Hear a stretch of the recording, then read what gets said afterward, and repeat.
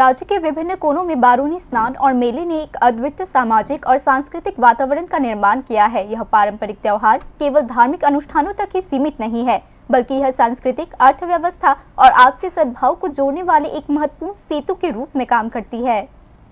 राज्य के विभिन्न क्षेत्रों में बारूनी स्नान और मेले को धार्मिक अनुष्ठानों, लोक संस्कृति और सामाजिक सद्भाव के एक अद्वितीय संगम के रूप में माना जाता है। यह त्योहार के इर्द गिर्द ग्रामीण और शहरी जीवन दोनों में एक उत्सव का माहौल छाया हुआ होता है।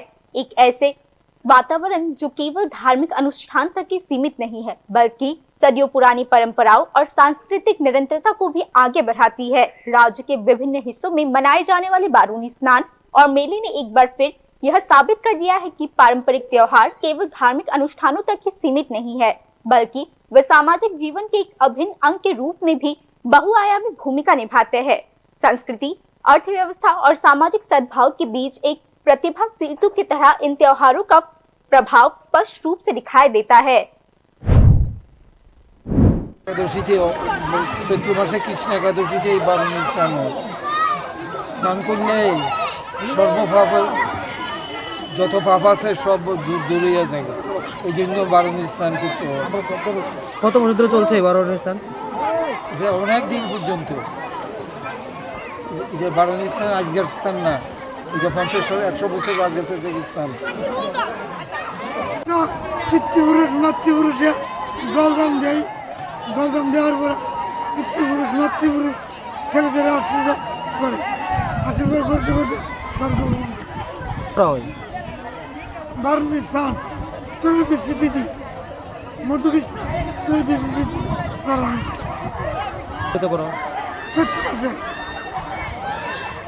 চৈত্র মাসে কৃষ্ণপক্ষে। मंगलवार को बारूनी स्नान के अवसर पर भोर की शुरुआती घंटों से ही राज्य भर की विभिन्न नदियों और जलाशयों के घाटों पर लोगों का भारी हुजूम देखने को मिला। धार्मिक मान्यताओं के अनुसार पवित्र स्नान के माध्यम से आत्मशुद्धि की अवधारणा न केवल व्यक्तिगत आध्यात्मिकता को दर्शाती है, बल्कि सामाजिक चेतना की भावना को भी जगाती है। विभिन्न सामाजिक और आर्थिक पृष्ठभूमि के लोग इन अनुष्ठानों को पूरा करने के लिए एक साथ आते हैं, जिससे आसपासी दूरियां मिट जाती है और सामाजिक सद्भाव के माध्यम से और भी रिश्ते मजबूत होते हैं। इसके साथ ही इस त्योहार के इर्द गिर्द आयोजित होने वाले मेला स्थानीय अर्थव्यवस्था पर भी महत्वपूर्ण प्रभाव डालते हैं। वे छोटे व्यापारियों, कारीगरों और ग्रामीण उद्यमों के लिए एक महत्वपूर्ण व्यावसायिक मंच तैयार करती है, जिससे उन्हें अपने उत्पाद को बेचने और प्रचार करने का एक अवसर मिलता है। संक्षिप्त में कहे तो इस तरह के पारंपरिक त्योहार न केवल सांस्कृतिक अर्थव्यवस्था के लिए, बल्कि आर्थिक गतिविधि के लिए भी एक प्रमुख महत्वपूर्ण भूमिका निभाते हैं। আজকে আমাদের এই লাউগাং মৌরি নদীর সঙ্গমস্থলে 152তম পবিত্র যে বারুনি স্থান এবং যে ঐতিহ্যবাহী বারুনি মেলা, এই মেলায় হাজার হাজার পুণ্যার্থীর ভিড় জমেছে। আমরা সত্যি গর্বিত আজকের এত লোকের সমাগম দেখে।